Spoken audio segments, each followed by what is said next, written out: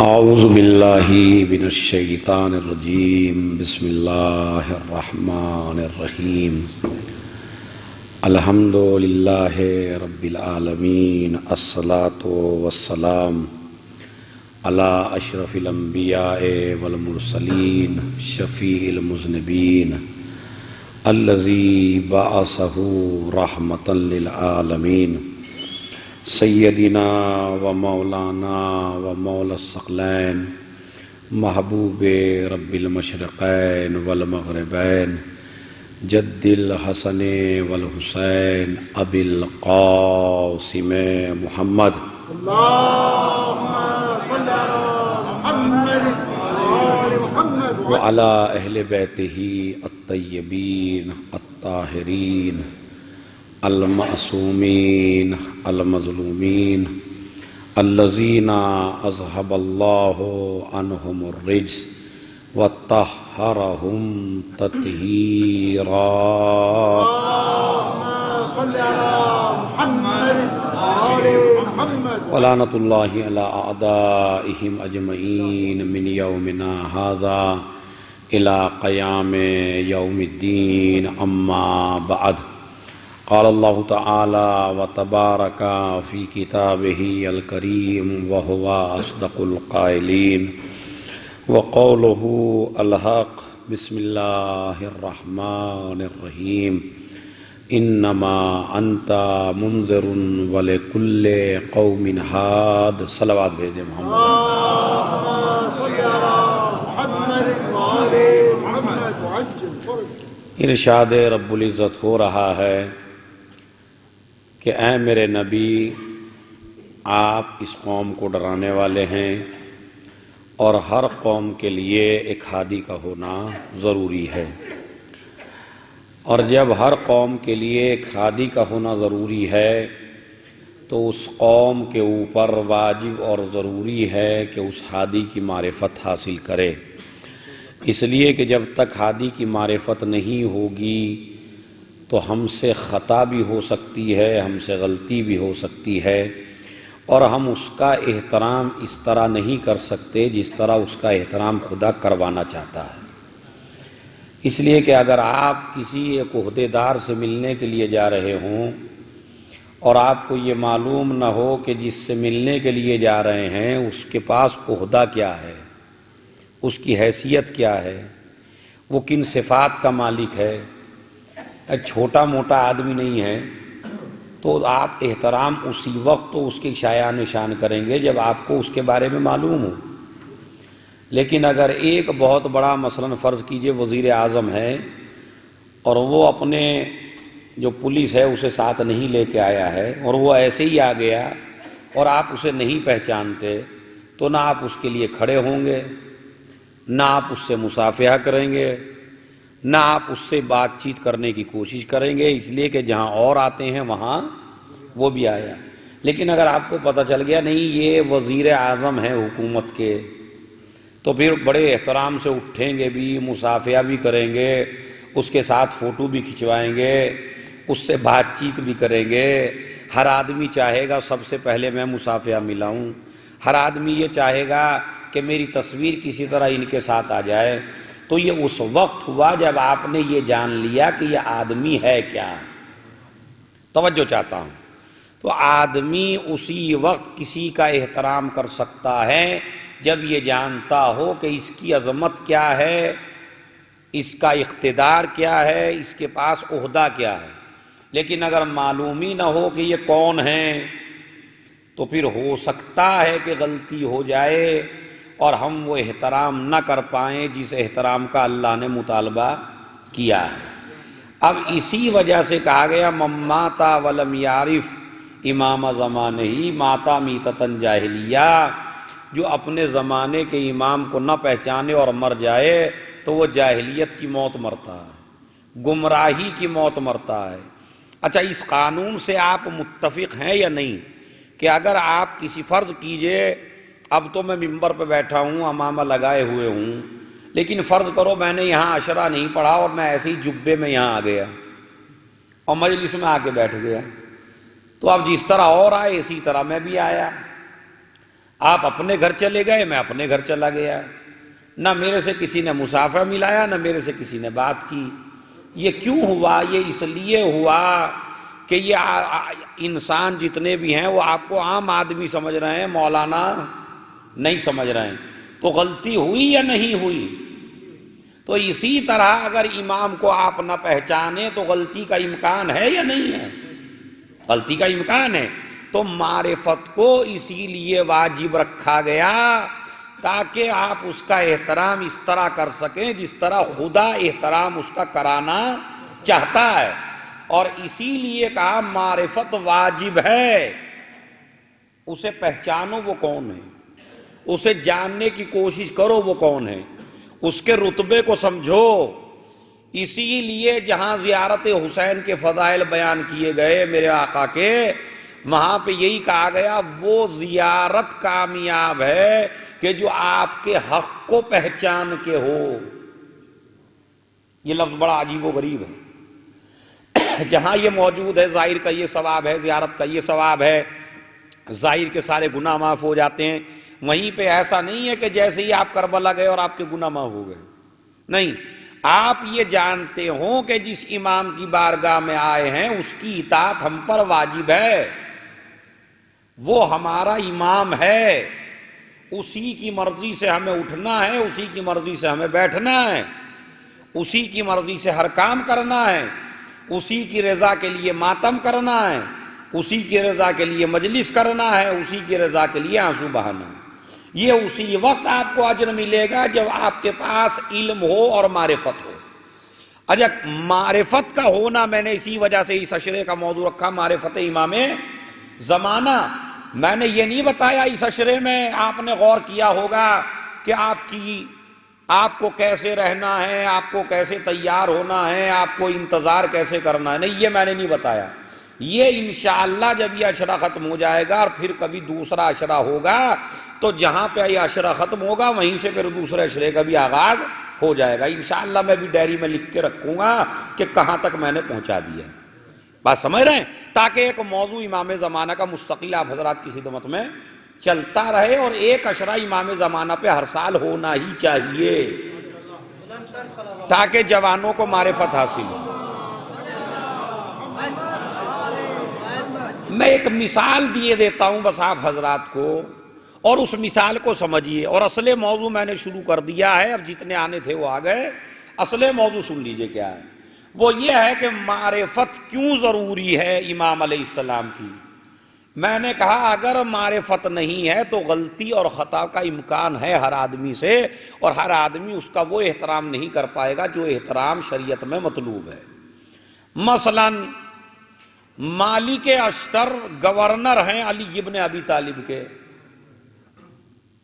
Governor ہے، governor, اور عجیب و غریب گورنر ہیں، اور ایک مسخرہ آدمی گلی میں ملا اور اس نے ان کے سر کے اوپر مٹی پھینک دی۔ اب وہ یہ سمجھ رہا ہے جس طرح روز آدمیوں کے اوپر پھینکتا ہوں اسی طرح کا عام آدمی یہ ہے۔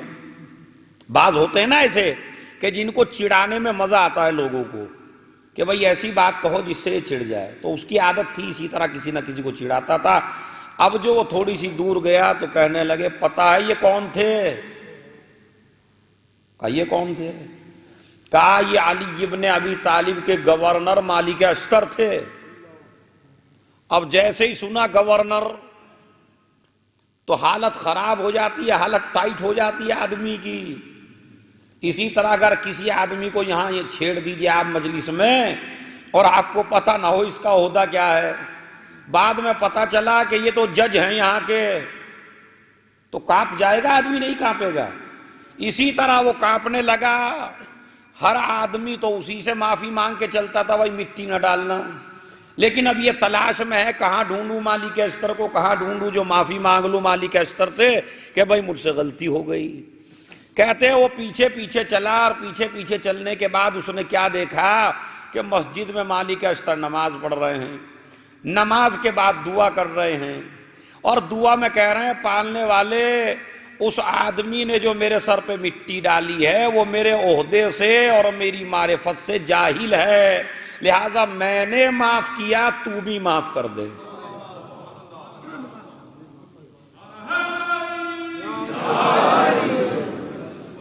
میرے خیال میں تھوڑا تھوڑا آگے کو تشریف لے آئیے آپ لوگ۔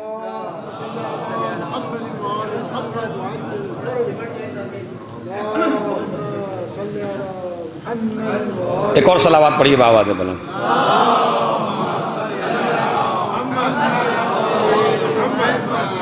دیکھیے ان دنوں میں اتنے آ جانا بھی معجزہ ہے بھائی۔ صلوات پڑھے محمد والے۔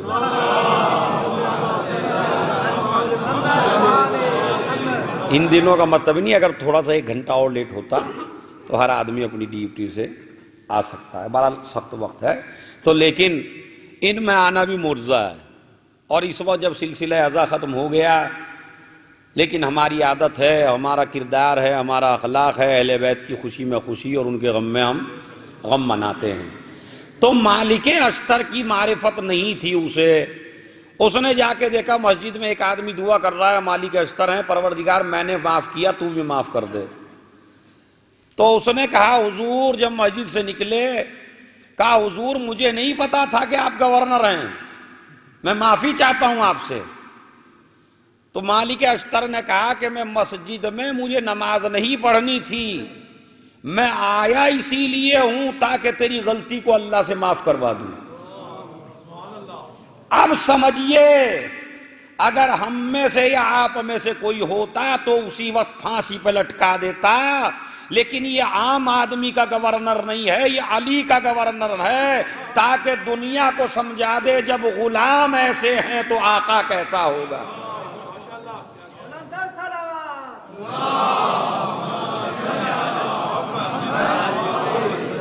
تاکہ میں ادھر ادھر موضوع سے نہ ہٹ جاؤں، تو بتانا یہ چاہتا ہوں کہ معرفت کیوں ضروری ہے۔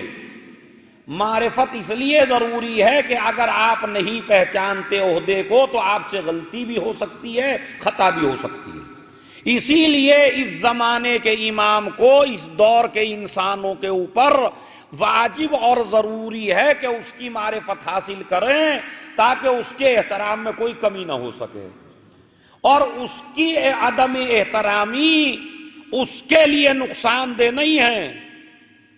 توجہ چاہتا ہوں میں، ہر آدمی کی آپ توہین کر دیجئے تو اس توہین سے تھوڑا سا اس کا بھی نقصان ہے جس کی توہین ہو رہی ہے، لیکن امامت کی توہین کرنے سے امامت کی توہین نہیں ہے، بندے کی ضلالت ہے۔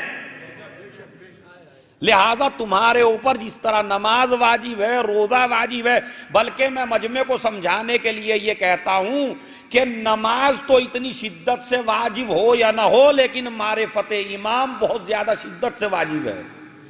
اس کی وجہ یہ ہے کہ اگر بے معرفت نماز بھی پڑھی تو اس کا بھی تو کوئی فائدہ نہیں ہے۔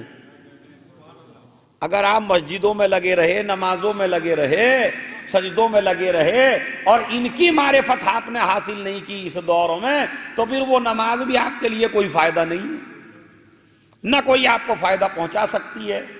ایسے ہی ہے جیسے کوئی آدمی بیچارہ شوگر کا مریض جا کے ورزش کر رہا ہو کہیں، تو ایسے ہی ہے وہ جس کو معرفت نہ ہو اور نماز پڑھ رہا ہو۔ بات سمجھ رہے ہیں؟ تو نماز کی بھی اہمیت جب ہی ہے جب آپ اس کو پہچانیں۔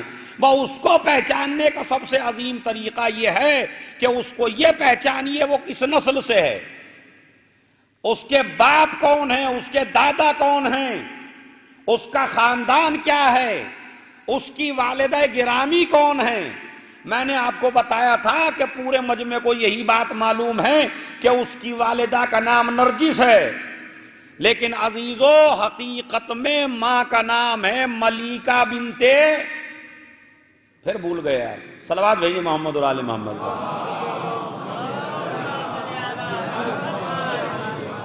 کیا نام ہے امام کی ماں کا؟ شمون تو مردوں کا نام ہوتا ہے، صلوات بھیجئے محمد اور آل محمد۔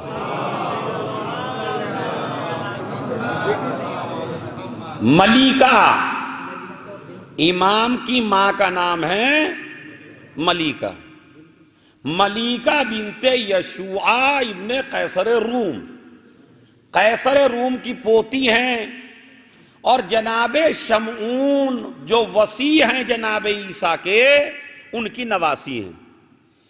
تو یعنی اگر آپ یہ دیکھیں کہ یہ جو رشتہ داری ہو رہی ہے امامت میں، اور امامت کی رشتہ داری ہو رہی ہے خاندان قیصر روم سے، تو اس کو یہ نہ کہیے قیصر روم سے رشتہ داری ہو رہی ہے، بلکہ یہ کہیے کہ نبوت سے رشتہ داری ہو رہی ہے، امامت کو دولہا بنا کے لایا جا رہا ہے، چونکہ نبی کے وصی ہیں جناب شمعون، جناب عیسیٰ کے وصی ہیں، تو اب ان کی وجہ سے نواسی ہوئی جناب عیسیٰ کے وصی کی، جناب سیدہ نرجس۔ اصل نام ملیکہ ہے، پورا واقعہ میں آپ حضرات کو سنا چکا ہوں، اور بات یہاں تک پہنچی تھی کہ جناب سیدہ نرجس کا نام کہاں سے نرجس پڑا، یہیں تک تو واقعہ مکمل ہوا تھا کہ اب جناب نرجس فرماتی ہیں کہ میرے دادا نے میری شادی طے کر رکھی تھی اپنے بھتیجے کے ساتھ، اور اس نے بڑے بڑے رئیسوں کو، بڑے بڑے دولت مندوں کو، بڑی بڑی فورس کو، بڑے سپاہیوں کو، عوام کو، خواص کو، سب کو دعوت دے رکھی تھی۔ سب سے زیادہ علماء تخت پہ بیٹھے ہوئے تھے، انجیل کھولے ہوئے تھے، صلیبیں لگی ہوئی تھی، اتنی سجاوٹ کوئی نہیں کر سکتا تھا جتنی میرے دادا نے کی تھی، چونکہ سب سے بڑا عظیم آدمی مانا جاتا تھا، لہذا لیکن ایک ہوا چلی، ایک طوفان آیا، تخت ٹوٹ گیا، اور جس سے نکاح ہونا تھا وہ آدمی وہیں مر گیا۔ دوسرے تیسرے دن انہوں نے دوبارہ کوشش کی کہ پھر نکاح کیا جائے، پھر وہی حالات بنے، تخت ٹوٹ گیا اور وہ بھی مر گیا، لہذا پریشانی پیدا ہوئی، میرا دادا بھی مریض ہو گیا، میں بھی مریض ہو گئی۔ ابھی اسی مرض کی حالت میں نے خواب میں دیکھا کہ ایسا تو میرے دادا نے بھی اسٹیج نہیں سجایا تھا جیسا ملائکہ نے سجا دیا، اور اس میں تو استعمال کی گئی تھی دنیا کی بجلی، کہیں بلب لگا ہے، کہیں کچھ لگا ہے، کہیں اب جو بھی وسائل ہوں اس دور کے، یہ تو میرے منہ سے اس وجہ سے نکل رہا چونکہ اس دور میں یہ ہے، تو جو بھی اس دور میں وسائل ہوں گے وہ استعمال کیے گئے تھے، لیکن یہاں اتنا نور ہے، اتنا نور ہے کہ زمین سے آسمان تک نور ہی نور ہے۔ اور اس تخت پہ میں نے دیکھا کہ جناب عیسیٰ کے وصی شمعون آئے اور جناب عیسیٰ آئے۔ دیکھیں میں نے تھوڑا سا ریپیٹ کر دیا تاکہ آپ کے اذہان عالیہ میری طرف متوجہ ہو جائے اور آپ کو سلسلہ پتہ چل جائے۔ کس سے بتا رہی ہیں یہ واقعہ؟ جناب امام علی نقی علیہ السلام کے خاص صحابی بشیر ابن سلیمان ابن بشیر سے۔ بشیر ابن سلیمان، یا بشر بھی لکھا ہوا کہیں ملے گا، گھبرائیے گا نہیں، بشیر ابن سلیمان یا بشر ابن سلیمان۔ تو لہذا وہ اپنے گھر لے کے آئے اور شہزادی اپنا واقعہ بیان کر رہی ہے۔ اس کے بعد کہتی ہیں جب جناب عیسیٰ آئے اور انہوں نے دیکھا، اور میں نے پھر دوبارہ کیا دیکھا کہ کچھ ایسی شخصیتیں آئیں کہ جن کو دیکھ کے عیسیٰ کھڑے ہو گئے، عیسیٰ کو دیکھ کے جناب شمعون کھڑے ہو گئے اور ان کے احترام کیا۔ جب تک وہ نہیں بیٹھ گئے صدر محفل میں انہیں جگہ دی، اس لیے کہ عیسیٰ کی کیا مجال کہ وہاں صدارت کر سکے جہاں نبی موجود ہو۔ صدر بنایا گیا پیغمبر اکرم کو، اور ادھر برابر میں علی مرتضیٰ،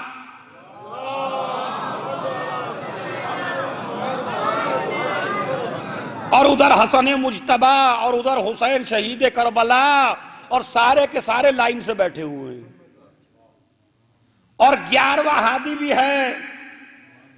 ایک مرتبہ جناب عیسیٰ سے نبی نے کچھ کہا تو جناب عیسیٰ کا جملہ، میں اب وہ جملہ پڑھنا چاہتا ہوں جو انہوں نے کہا۔ اس دن میں نے جملہ نہیں پڑھا تھا، ترجمہ کیا تھا خالی۔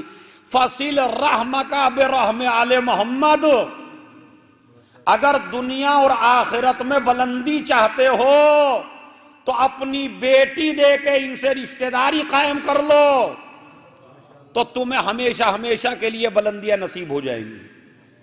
کہتے ہیں جب انہوں نے سنا کہ حضور جب آپ نے کہہ دیا، اور میری کیا مجال ہے کہ جو میں انکار کر سکوں یا کچھ کہہ سکوں، لہذا اب رشتہ طے ہوا اور پیغمبر نے نکاح پڑھا۔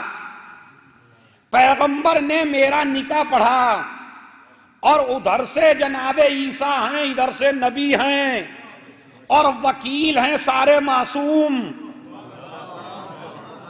توجہ چاہ رہا ہوں، وکیل ہیں سارے معصوم جو گواہ بنائے جا رہے ہیں. ہمارے یہاں تو پڑھنے والا بھی غیر معصوم، سننے والا بھی غیر معصوم، گواہ بھی غیر معصوم. بات سمجھ رہے ہیں؟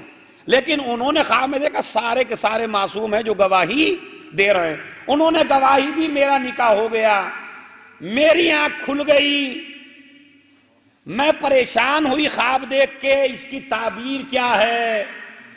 یہ واقعہ تو میں نے دیکھ لیا، لیکن وہ وقت کب آئے گا کہ جب میں اس خاندان عصمت و طہارت کی بہو بنوں گی کہ جس کی تعبیر مجھے بتائی جائے گی.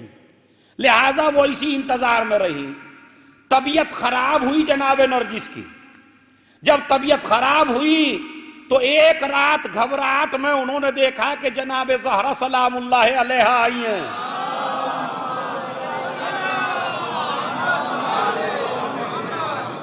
اور شہزادی کے نام پہ بھی اتنی تیز صلوات، بڑی تیز صلوات پڑھی آپ.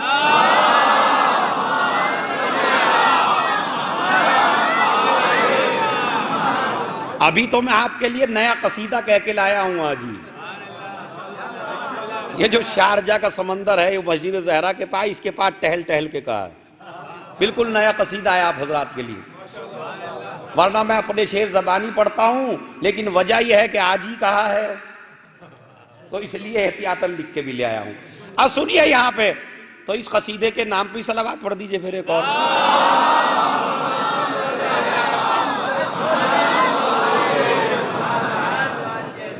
اب سنیے، اس کے بعد کہتے ہیں میں نے شہزادی کونین کو دیکھا، اور کنیزوں کے جھرمٹ میں آئی ہیں شہزادی، اور ان کے آگے آگے ہیں جناب مریم. اب آپ نے دیکھا جب نبی آئے خواب میں تو احترام عیسیٰ سے کرایا. توجہ چاہتا ہوں، جب نبی آئے خواب میں تو احترام عیسیٰ سے کرایا، جب شہزادی آئی تو احترام مریم سے کرایا، تاکہ دنیا یہ نہ کہہ دے مریم بہتر ہے. مریم نے احترام کر کے بتایا کہاں شہزادی کہاں کنیز. فاطمہ کی کنیزوں میں سے ایک کنیز ہے جناب مریم سلام اللہ. عظمت زہرا سمجھیے، عظمت فاطمہ سمجھیے. میں تو کہتا ہوں مقابلہ بالکل ہی غلط ہے. ائمہ نے تو مقابلہ کیا نہیں شہزادی کی عظمت سے. ائمہ نے، جو امام کائنات کی روح ہوتا ہے سب سے عظیم ہوتا ہے، اسی لیے خود اس 11ویں کی حدیث ہے نحن حجج اللہ علی الخلائق وامنا فاطمہ حجت اللہ علینا. ہم پوری کائنات پہ حجت ہے، ہماری ماں فاطمہ ہم پر حجت ہیں.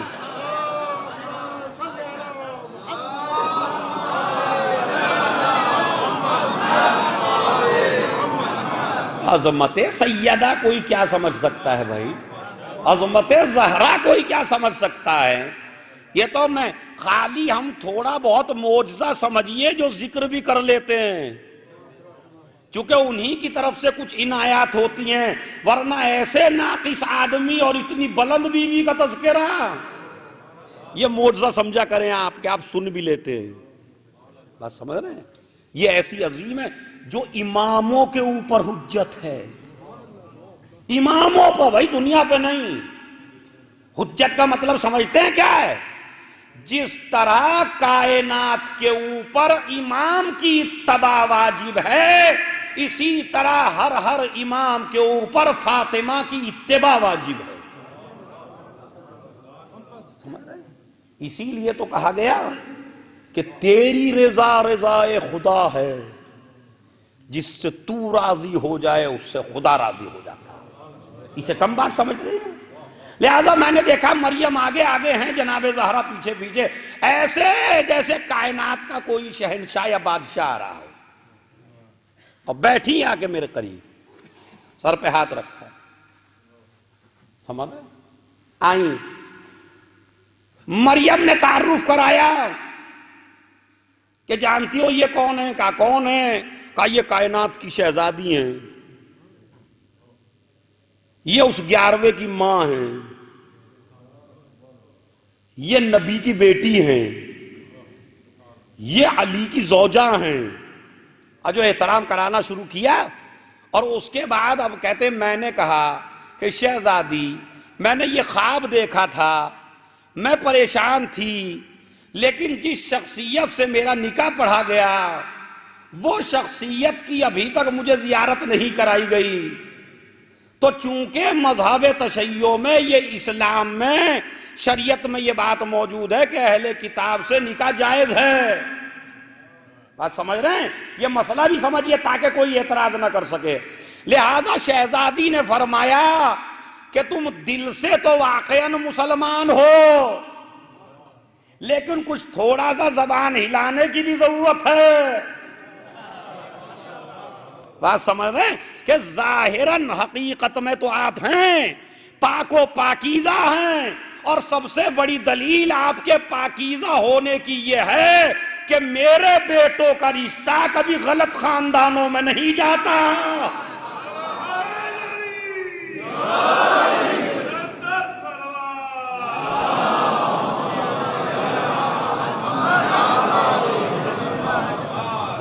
سمجھ رہے ہیں؟ لہذا میرے بیٹے کی آپ بہو بنیں گی۔ کہتے ہیں میں نے وہ اقرار کرایا جو شہزادی نے مجھ سے کہا، میں کہتی چلی گئی، جو بھی شہزادی مجھ سے کہتی تھی میں وہی بات کہتی چلی گئی۔ رات میں نے امام حسن عسکری علیہ الصلوۃ والسلام کو خواب میں دیکھا۔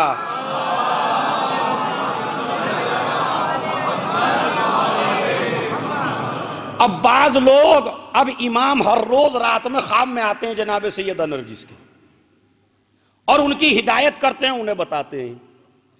ایک تو نکاح ہو چکا ہے، اور دوسری بات ہے ہمارے آدمی تھوڑی سی عقل بھی دوڑانی شروع کر دیتے ہیں، یہ سمجھتے ہیں جیسے ہم ایسے وہ۔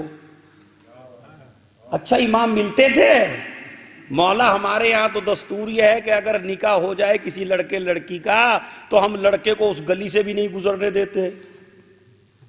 ہوتا نہیں ہوتا؟ یہ ہوتا ہے۔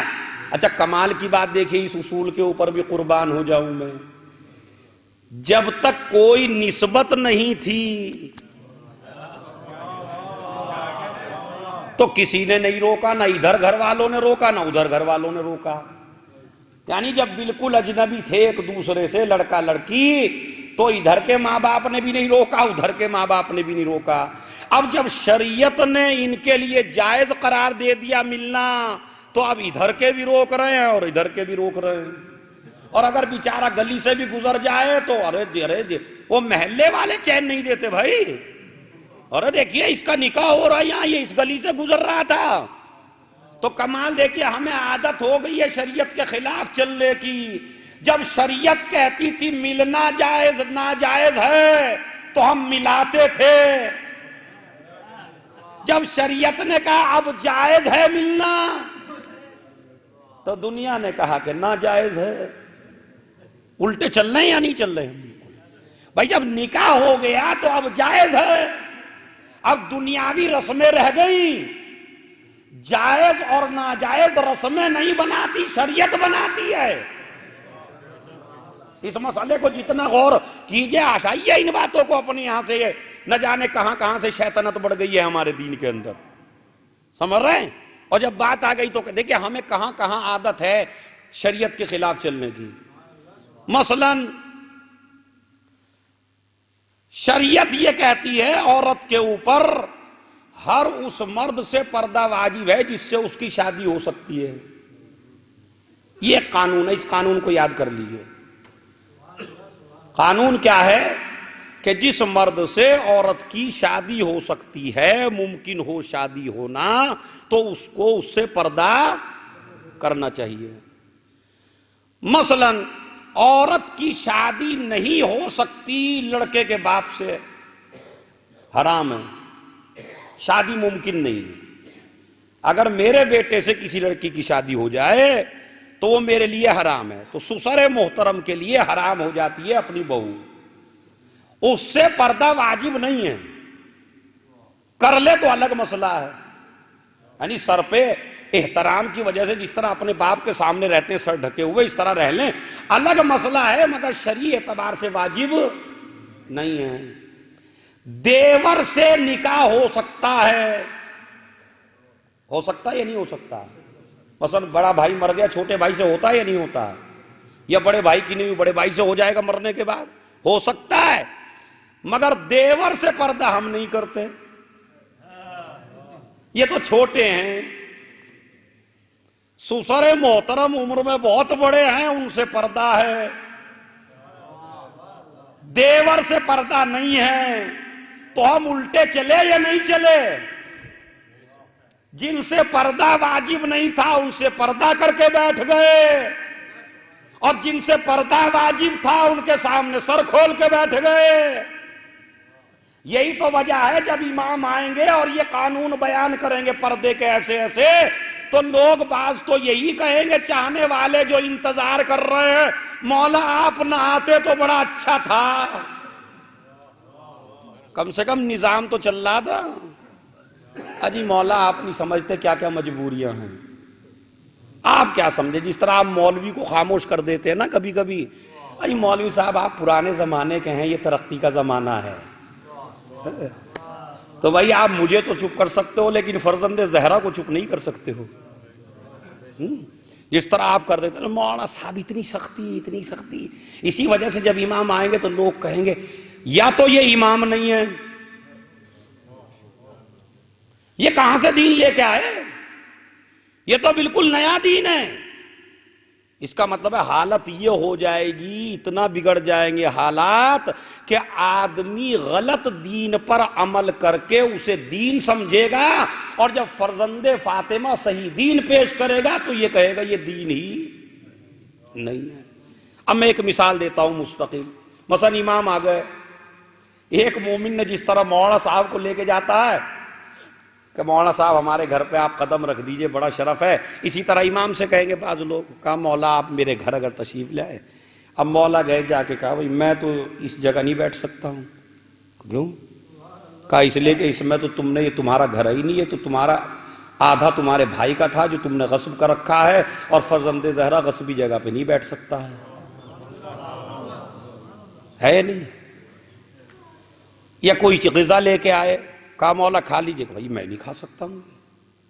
بھائی ہم تو اس وجہ سے کھا لیتے, ہمیں کیا پتہ کیسا کھلا رہے ہو, لیکن جس کے جد کی تلوار نسلیں دیکھ کے چلتی ہو.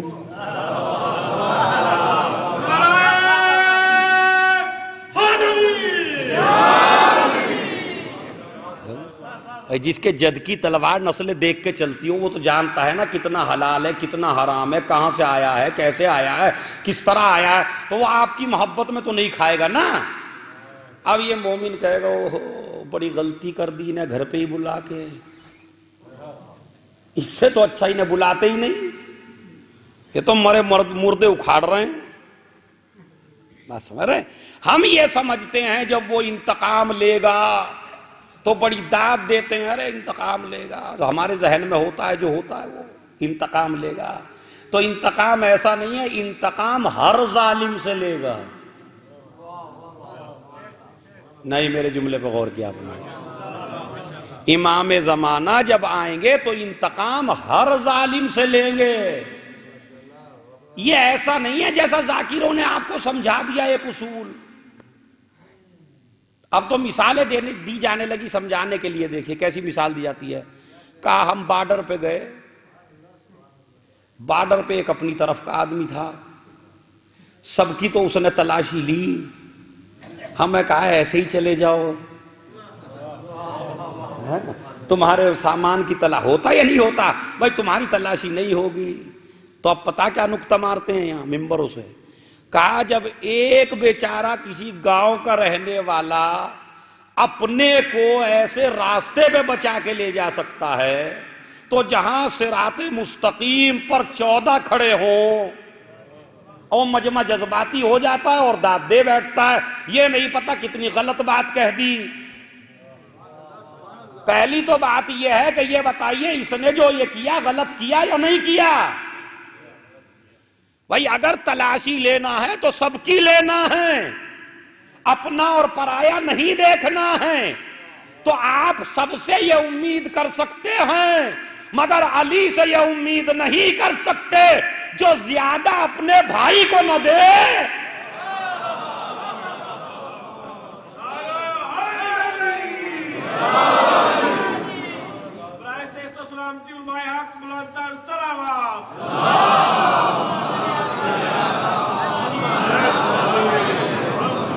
دیکھیں کہاں بگاڑ پیدا ہوتا ہے۔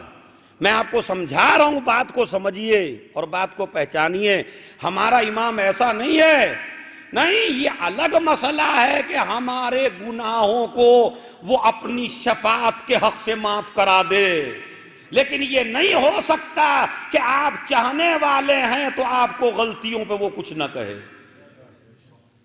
جیسے ایک چاہنے والا ہے، وہ بڑا چاہنے والا ہے، اس نے کہا مولا میں نے چوری کر لی۔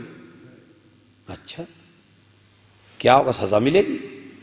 اب وہ ہوتے ہیں نا اپنے کچھ جو ساتھ میں رہتے ہیں ہمیشہ، مولا اپنا ہی ہے کوئی اور۔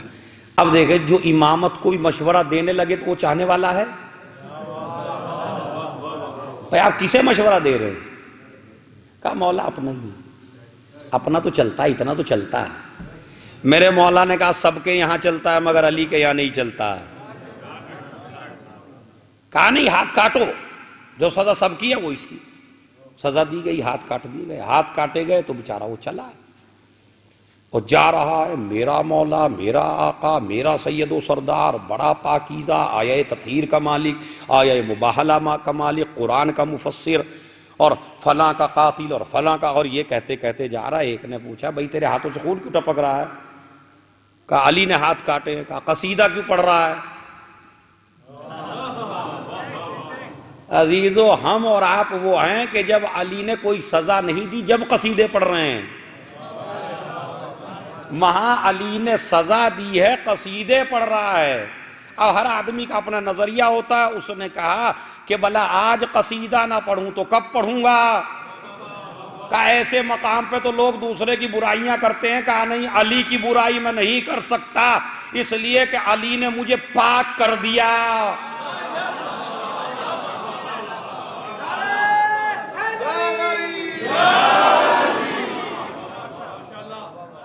ابھی کچھ لوگ جو ہیں تھوڑا سا سوچ میں ہیں۔ دیکھیں میں ایک اپنی عادت بتاؤں، جب میں عشرے پڑھتا ہوں تو ہمیشہ داد سے، ماشاءاللہ یہ حسین زہرا والے بھی آ رہے ہیں ماشاءاللہ سننے کے لیے، تو یہ معلوم ہے کہ جب آدمی زیادہ داد دیتا ہے تو میں اسے روک دیتا ہوں، بھائی نہیں داد بالکل کم رکھیے۔ لیکن محفل میں چپ بھی بیٹھنے نہیں دیتا۔ آپ سمجھ رہے؟ محفل میں آدمی بیٹھنے والا برا لگتا ہے وہ۔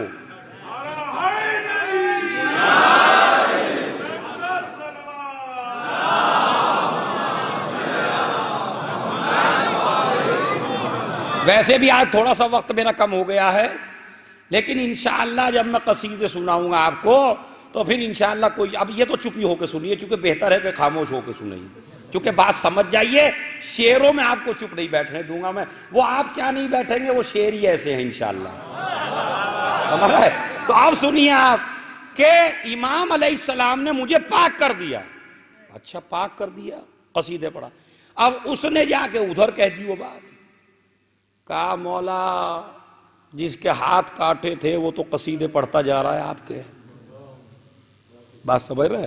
تو چونکہ اب ہاتھ کٹ گئے، گناہ ختم ہو گیا، گناہ ختم ہوا تو ذکر علی کیا۔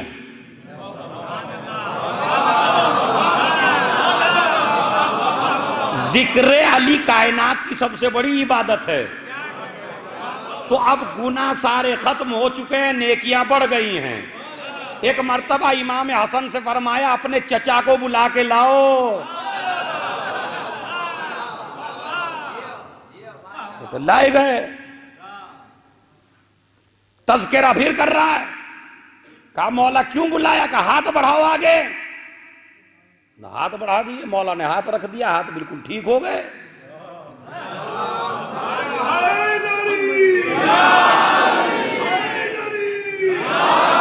اب جس کو خاموش ہونا ہے وہ اس پہ خاموش ہو کے بیٹھ جائے۔ ایک نے کہا مولا جب جوڑنے ہی تھے تو کاٹے کیوں تھے؟ تو امام نے فرمایا کاٹنا عدالت کی دلیل تھی، جوڑنا محبت کی دلیل ہے۔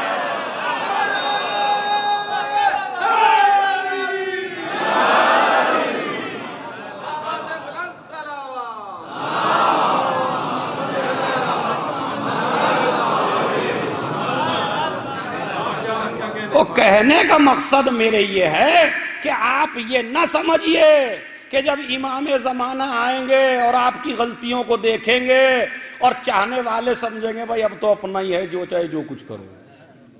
نہیں، وہ دور ایسا نہیں ہوگا۔ وہاں تلوار چلے گی تو ہر ظالم کے خلاف اٹھے گی، جس کے اوپر بھی لفظ ظالم بولا جا سکتا ہے اسے سزا دی جائے گی۔ یہ الگ مسئلہ ہے کہ سزا دے کے پھر علی کی طرح، بات سمجھ رہے ہیں؟ لیکن آپ اس وہم و گمان میں نہ رہیے گا اور کبھی بھی اپنے امام کی عدالت پہ شک نہ کیجیے گا، اسے عام آدمی یا عام سپاہی سے تشبیہ نہ دیجیے گا۔ اما علی کی تشبیہ تو نبیوں سے نہیں دی جا سکتی۔ آپ ایک عام سپاہی سے تشبیہ دے رہے ہیں علی ابن ابی طالب، جیسے انہوں نے نکال دیا ایسے ہی وہ نکال دیں گے، نہیں نکالیں گے وہ ایسے۔ تو امام فرمائیں گے بھائی میں تمہارے مکان میں نہیں آ سکتا، یہ مکان تو غصبی ہے۔ بس مومن وہ ہوگا جو کہے گا مولا غلطی ہوئی تو ہوئی، جو جس کا حق ہے وہ اسے دے دیجئے، مگر میں آپ کا غلام ہوں۔ آپ سمجھ رہے ہیں؟ علماء بھی بہکیں گے بہت، آپ سے زیادہ علماء بہکیں گے، اس کی وجہ سن لیجیے، چونکہ آپ تو حق امام لیتے نہیں ہیں، علماء حق امام بھی لیتے ہیں۔ اب وہ کہیں دیتے ہیں یا نہیں دیتے وہ ان کی مرضی ہے۔ اب ان کے پاس بھی کافی پیسہ اکٹھا ہوگا، امام علیہ السلام مطالبہ کریں گے لاؤ میرا حق، کہیں گے جی آپ کون ہیں؟ کہا بھائی میں وہی ہوں جس کا حق لے لے کہ تم اتنے امیر بنے ہو۔ تو اب یہ بیچارہ جب بعض لوگ تو ایسے ہوں گے جو مال دے دیں گے، کیونکہ ہر طرح کا آدمی ہوتا ہے نا، بعض ایسے ہوں گے جو مال دے دیں گے مولا آپ کا حق ہے، ہم تو آپ کے غلام تھے۔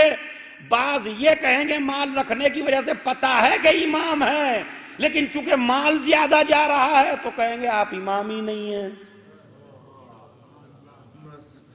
بات سمجھ کتنی باری کیا ہے بھائی؟ اگر انکار کرنا ہو تو آپ یہ کہہ دیجئے کہ آپ امام ہی نہیں ہیں۔ اسی طرح کا مسئلہ بالکل میں آج بتا دیتا ہوں۔ ایک وہ مومن جس کے پاس پیسہ اکٹھا ہو گیا، اس سے کہے خمس نکالو، اب اگر واجب کہے تو پھنسے، لہذا کہا یہ بھائی یہ خمس واجب ہی نہیں، یہ ہے انکار۔ اسی طرح اس دور میں ہوگا۔ تو امام علیہ السلام چونکہ نسلوں سے واقف ہے، لہذا اب سنیے یہاں سے، تو میں بتانا یہ چاہ رہا تھا کہ ہمیں عادت ہو گئی شریعت کے خلاف چلنے کی، تھوڑا سا وقت رہ گیا ہے بس، اس کے میں تاکہ واقعہ مکمل کر دوں۔ تو اس کے بعد جناب نرجس نے خواب میں دیکھ لیا، امام حسن عسکری خواب میں آنے لگے، شہزادی کلمے پڑھوا کے چلی گئیں، دعائیں بتا کے چلی گئیں، ظاہری مسلمان کر کے چلی گئیں، امام حسن عسکری کے بارے میں وعدہ کر کے چلی گئی میں بھیجوں گی۔ تو اب شہزادی نے خواب میں 11ویں امام سے فرمایا یہ تو بچائیے کہ میں کیسے آؤں یہاں سے آپ کے پاس؟ تو امام نے فرمایا کہ تم اپنی طبیعت خراب کر لو اور اپنے دادا سے کہو کہ یہ جو مسلمانوں کو اسیر کر کے رکھا ہے ان کو رہا کر دو تاکہ میری طبیعت ٹھیک ہو جائے۔ کتنا عجیب نسخہ بتایا امام علیہ السلام نے، اب تاکہ اس بہانے سے سارے مسلمان بھی چھٹ جائیں۔ جناب نرجس نے بہت تقیتاً اپنی طبیعت کو خراب کیا اور مصلحتاً خراب کر کے کہا کہ دادا ہو سکتا ہے میری طبیعت، آپ نے علاج کر کے دیکھ لیا طبیعت ٹھیک نہیں ہو رہی ہے، لیکن اگر آپ مسلمانوں کو رہا کر دیں، انہیں ان کی جگہ پہنچا دیں تو ہو سکتا ہے طبیعت ٹھیک ہو جائے۔ دادا نے چونکہ بڑا پیار کرتا تھا اپنی پوتی سے، انہوں نے ان کو رہا کر دیا۔ رہا کرنے کے بعد جو اسیر تھے وہ چلے۔ امام نے فرمایا تھا تم کنیزوں کا لباس پہن کے انہی اسیروں کے قافلے میں چلے آنا. اب بھی نہیں سمجھے عزیزو؟ کنیزوں کا لباس پہن کے آ جانا. چونکہ شہزادیوں کا لباس پہن کے آؤ گی تو ہر آدمی پہچان لے گا، لہذا کنیزوں کا لباس پہن کے یہ کائنات کی شہزادی چلی.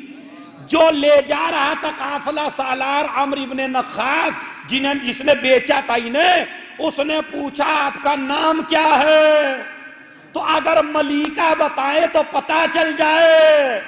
انہوں نے بتایا میرا نام ہے نرجس خاتون.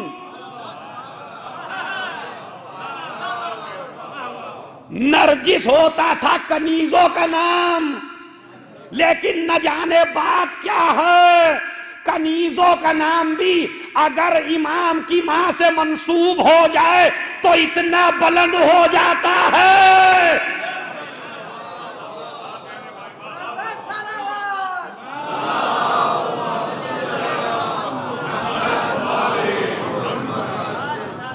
ایک اور صلوات بھیجیے محمد و آل محمد. ایک اور صلوات پڑھیے.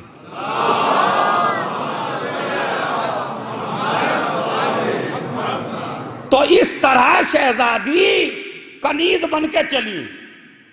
اور یہ وجہ دیکھیے، ابھی منبر سے آئیے میرے ذہن میں ہے، دنیا کے اعتبار سے کائنات کی شہزادی ہے، مگر جب اہل بیت کے دروازے پہ چلی تو کنیز بن کے چلی. میں نے کہا اس سے پہلے میں نے کسی منبر سے یہ بات پڑھی نہیں، اسی منبر سے ذہن میں آئی ہے. ہو سکتا ہے شہزادی نرجس خاتون نے اپنا نام نرجس کنیزوں کا اس لیے رکھا ہو تاکہ دنیا کو بتا دے ولو میں شہزادی ہوں، لیکن آل محمد کے در پہ جتنا جھکتے چلے جاؤ گے اتنا ہی بلند ہوتے چلے جاؤ.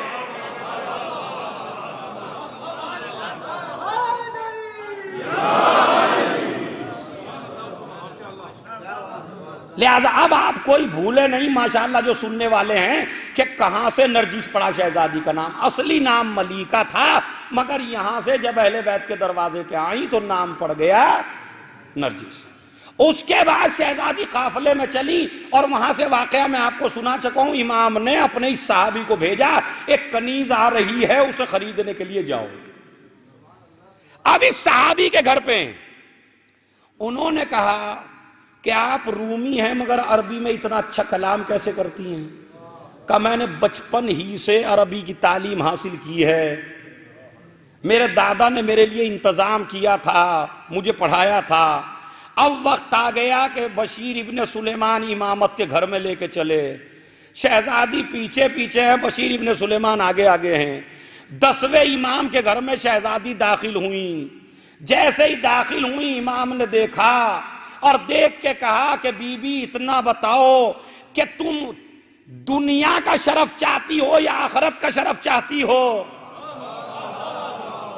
کیا تمہیں میں دنیا کی اسی وقت پوری کائنات کی دولت تمہارے قدموں میں ڈال دوں، یا تمہیں ایسی دولت چاہیے کہ جس سے تم دنیا میں بھی سردار بن جاؤ آخرت میں بھی سردار بن جاؤ؟ کہا مجھے دولت کی ضرورت نہیں ہے، مجھے اس شرف کی ضرورت ہے جس شرف کے لیے لایا گیا ہے. تو ایک مرتبہ بشارت دی، جا تجھے بشارت دیتا ہوں تو کائنات کے اس امام کی ماں بنے گی جو کائنات کا بھی سردار ہے آخرت کا بھی سردار ہے.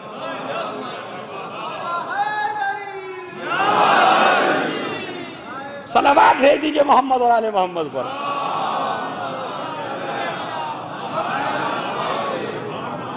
بس عزیزو انشاءاللہ کل آج کا موضوع یہیں چھوڑتا ہوں، کل کا موضوع یہیں سے آ جائے گا. اگر آپ سویرے آ جائیں تو کل میں ولادت امام زمانہ آپ حضرات کی خدمت میں پورا کر دوں. جناب نرجس اس گھر میں آ گئیں، کیسے امام زمانہ وجود میں آئے، کن حالات میں آئے، انشاءاللہ وہ آپ کو کل پتہ چلے گا. تو عزتیں بندوں کے دینے سے نہیں ملتی، عزت خدا کے دینے سے ملتی ہے. یہ انسان کی کج فکری ہے کہ وہ یہ سمجھتا ہے کہ عزت ملتی ہے دنیا کے دینے سے. اگر میں آپ کو بھرے دربار میں ذلیل کرنا چاہوں تو کوئی ذلیل نہیں کر سکتا. کوئی بھی ذلیل نہیں کر سکتا آپ کو۔ اب میری طرف متوجہ ہو جائیے آپ کہ اگر کائنات کا کوئی آدمی آل محمد کو ذلیل کرنا چاہے تو ایک ذلت کا طریقہ یہ ہوتا ہے کہ خود آدمی اونچی جگہ پہ بیٹھ جائے اور ایک آدمی کو نیچے بٹھا دے، فرش اعضا کے علاوہ۔ جو عزت دار ہوں انہیں بالکل زمین میں بٹھا دیا جائے، فرش بھی نہ ہو، کچھ بھی نہ ہو، کہ زمین میں بیٹھو، اور خود وہ آدمی جو اس لائق نہ ہو کہ اٹھ بھی سکے وہ تخت پہ جا کے بیٹھ جائے۔ یعنی الفاظ بدل کے یہ کہوں، جو ان کے آزاد کیے ہوئے ہوں وہ تخت پہ ہوں۔ بھائی میں کیا کروں، اگر میرے پاس وقت ہوتا تو میں آپ کو سمجھا دیتا۔ کیا شہزادی نے نہیں کہا تھا دربار یزید میں انتم الطلقاء، تم تو ہمارے آزاد کیے ہوئے ہو؟ کس سے کہا تھا؟ کائنات کے حاکم سے جو دنیا کا حاکم بنا بیٹھا تھا۔ اچھا دعوے دار کاہے کا تھا؟ دعوے دار اس بات کا تھا کہ میں رسول کا جانشین ہوں۔ اب سنیے، جناب زینب کبریٰ بیٹھی ہوئی ہیں زمین کے اوپر اور یہ بیٹھا ہے تخت کے اوپر، یہ اپنے کو عزت دار سمجھ رہا ہے۔ مگر میرا جملہ یاد رکھیے، جس طرح جناب نرجس کو شرف امامت نے دیا دنیا نے نہیں دیا، اسی طرح شہزادیوں کا شرف اللہ کا دیا ہوا ہے، دنیا کا دیا ہوا نہیں ہے، چاہے لاکھ نیچے بٹھاؤ۔ اب جو یہ دیواروں سے لگے بیٹھے ہیں اور چاروں طرف ماشاءاللہ میری آواز جان رہی ہے، اب اس پس منظر کو یاد رکھیے۔ دل دکھتا ہے آدمی کا مصائب میں جس وقت یہ پڑھا جاتا ہے کہ جناب شہزادی نیچے تھی اور وہ بیٹھا ہوا تھا اوپر، تو میں یہ کہتا ہوں آج ہمیشہ ہمیشہ کے لیے آپ کے ذہنوں کی تھکن اپنے قصیدے سے دور کیے دیتا ہوں۔ اب سنیے، منافق اور کافر برسرے دربار بیٹھے ہیں۔ مصرے پہ توجہ دیجیے گا، میں نے اپنا قصیدہ شروع کر دیا ہے۔ دربار کا منظر ذہن میں رکھیے، ایک ایک آدمی سے توجہ چاہتا ہوں میں۔ منافق اور کافر برسرے دربار بیٹھے ہیں، یہ سارے کرسیوں پر دین کے غدار بیٹھے ہیں۔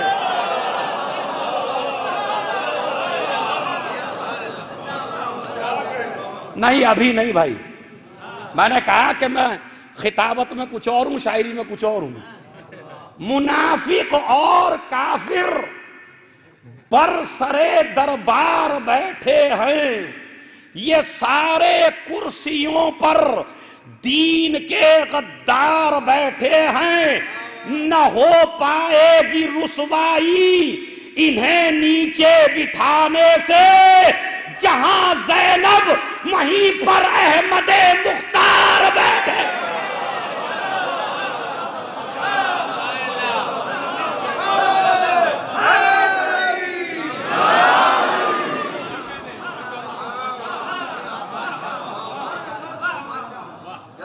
منافق اور کافر برسرے دربار بیٹھے ہیں، یہ سارے کرسیوں پر دین کے غدار بیٹھے ہیں، نہ ہو پائے گی رسوائی انہیں نیچے بٹھانے سے، جہاں زینب وہیں پر احمد مختار بیٹھے ہیں۔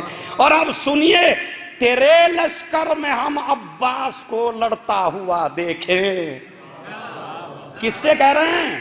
امام زمانہ سے۔ تیرے لشکر میں، اور کون کہہ رہا ہے؟ ہم نہیں، تیرے لشکر میں ہم عباس کو لڑتا ہوا دیکھے، یہی حسرت لیے سب شاہ کے انصار بیٹھے۔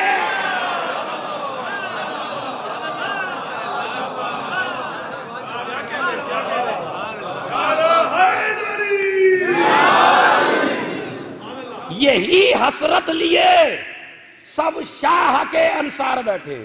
اور اپنے قصیدے کا عجیب و غریب شعر سنا رہا ہوں آپ کو۔ ہمارے اشک عذاب نے دیکھا، دنیا کا کوئی آدمی رونے لگتا ہے تو دنیا پریشان نہیں ہوتی، کوئی سڑک پہ رونے لگے، کوئی کہیں رونے لگے، کوئی کہیں، لیکن مجلس میں رونے لگے تو ہر آدمی پریشان ہو جاتا ہے. اس کی وجہ کیا ہے وہ سن لیجئے. لرز جاتی ہے دنیا دیکھ کر اشک ازا میرے. کسی کے رونے پہ نہیں لرزتی. لرز جاتی ہے دنیا. توجہ چاہتا ہوں چونکہ انتقام کا دور ہے, مختار کے حالات پڑھنے کا زمانہ ہے, لہذا اس شعر میں کیوں روتے ہیں ہمارے اشک ازا کو دیکھ کے, کیوں ڈرتے ہیں ہمارے اشک ازا کو دیکھ کے. لرز جاتی ہے دنیا دیکھ کر اشک ازا میرے, انہیں لگتا ہے جیسے آنکھ میں مختار بیٹھے.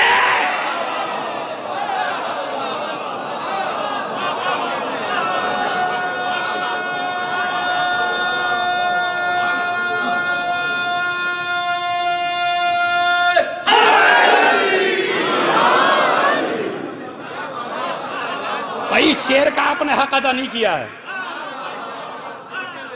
پھر سن لیجئے, کوئی بھی آدمی کہیں روئے دنیا نہیں گھبراتی, لیکن جہاں مجلس میں عزادار روئے تو دنیا گھبراتی ہے.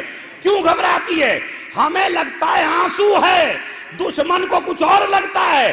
لرز جاتی ہے دنیا دیکھ کر اشک ازا میرے, انہیں لگتا ہے جیسے آنکھ میں مختار بیٹھے ہیں. انہیں لگتا ہے جیسے آنکھ میں مختار بیٹھے ہیں. اور اب شعر سنیے گا کہ کون کون انتظار میں ہے. آپ یہ سمجھتے ہیں جیسے ہم انتظار میں ہیں. جس کو تاریخ کا مطالعہ ہے اور یہ تضمین بھی ہے, مصرع تھا کہیں کا, حجاب رخ الٹ دو طالب دیدار بیٹھے ہیں. امام زمانہ کے حوالے سے, حجاب رخ الٹ دو طالب دیدار بیٹھے ہیں. اب میں نے کسی سے انتظار نہیں کروایا, میں انتظار کروا رہا ہوں کن سے, سنیے.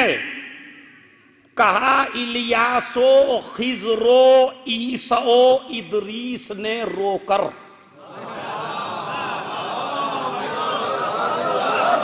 کہا الیاسو خضرو عیسو ادریس نے رو کر, حجاب رخ الٹ دو طالب دیدار بیٹھے.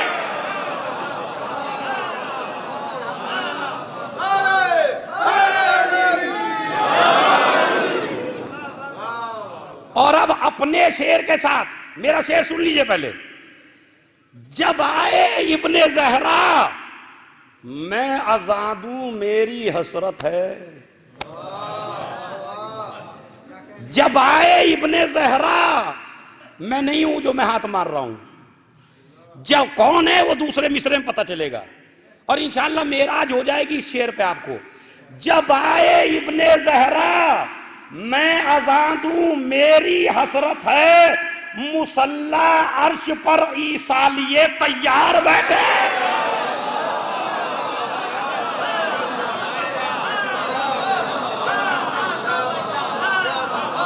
اجا اب تک تو یہ علاقہ تھوڑا سا کچھ خاموش تھا, اس پہ خاموش ہو کے میں گارنٹی دیتا ہوں آپ خاموش ہوئیے اور میں آپ سے داد لیتا ہوں. سنیے کہ خدا نے رکھ دیا قرآن کو قرآن کے اوپر, بندوں نے نہیں, خدا نے رکھ دیا قرآن کو قرآن کے اوپر. نبی کے دوش پر جب ہے درے کرار,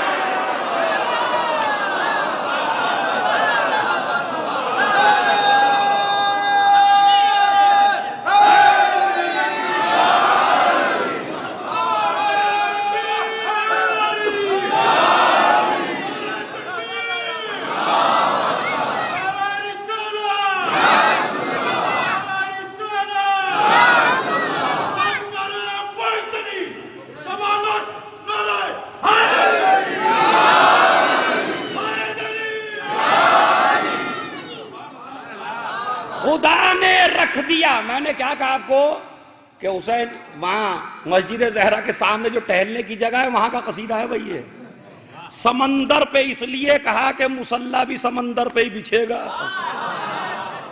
خدا نے رکھ دیا قرآن کو قرآن کے اوپر, نبی کے دوش پر جب حیدر کرار بیٹھے ہیں، اب اپنے شعر سے دوسرے کا شعر ملا دیتا ہوں. کتنے بلند تھے علی دوش مصطفیٰ پہ آ کے. وہ کہتے ہیں دوش نبی پر میری بلندی کا یہ عالم تھا. دوش نبی پر میری بلندی کا یہ عالم تھا.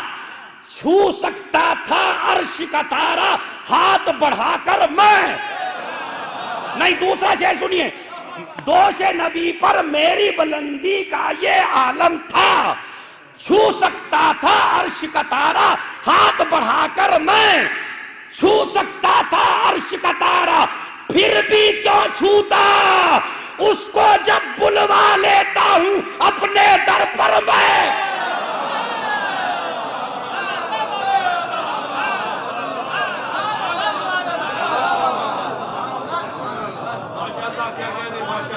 بس دو شعر رہ گئے. منافق اور کافر برسرے دربار بیٹھے ہیں. یہ سارے کرسیوں پر دین کے غدار بیٹھے ہیں. نہ ہو پائے گی رسوائی انہیں نیچے بٹھانے سے، جہاں زینب وہیں پر احمد. خدا نے رکھ دیا قرآن کو قرآن کے اوپر. نبی کے دوش پر جب حیدر کرار بیٹھے ہیں. اور جہاں میں ہر بشر، اس شعر کی گہرائی کو دیکھیے آپ، جہاں میں ہر بشر فرش عزا کا معجزہ دیکھے. یہ سارا آپ کے لیے ہے. جہاں میں ہر بشر فرش عزا کا معجزہ دیکھے، نبیوں کی صفوں میں شہ کے ماتم دار بیٹھے ہیں.